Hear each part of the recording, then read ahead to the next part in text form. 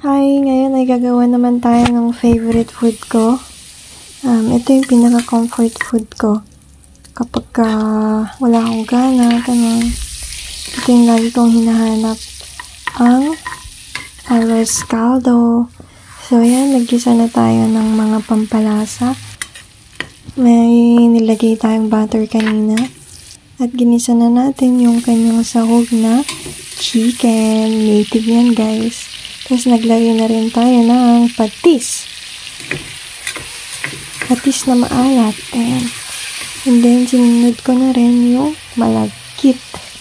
Hinugasan ko muna yan, guys, bago po inigisa. So, inano ko lang. Siguro mga 2 cups yan. Tansya-tansya na lang, guys.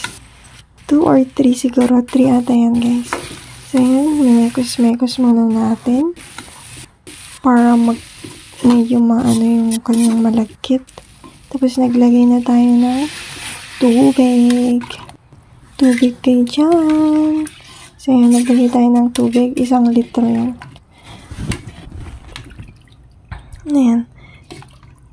So, minekos-mekos ko muna para matanggal yung mga malagkit sa may sandok. So, dinagdagan pa natin ng tubig. Saka natin tinakpan. So, after ilang minutes, ayan, medyo hinahalo-halo ko siya. Tapos, ayan, nagkumulo na. Kasi dumidikit sa kaldero yung malagkit niya, kaya kailangan occasionally or yan, kaya kailangan mekos niyan, guys, after some time.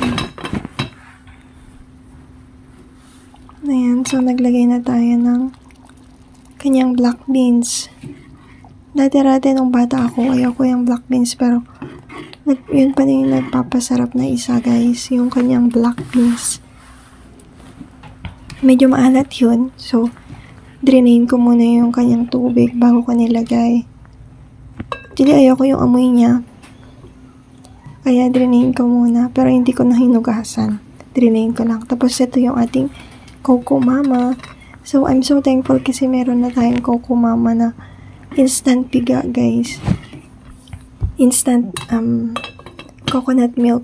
So, hindi nyo na kailangang magkayod at magkakudkud at piga-piga ng milk kasi meron na tayo niyan. And then, naglagay na rin tayo ng paminta.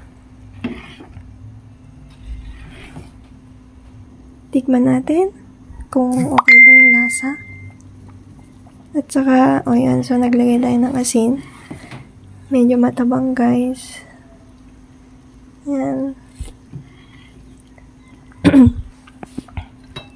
Tinakpan ko muna ulit para medyo maluto pa yung kanyang malagkit kasi gusto ko dyan yung sobrang naluto yung kanyang malagkit.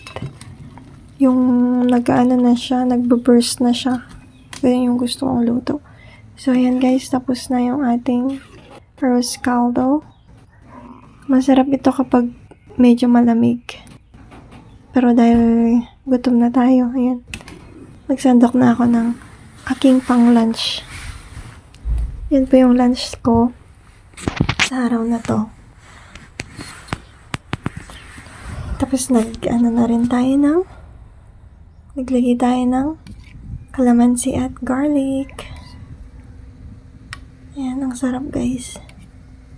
Oh, yummy. Kain!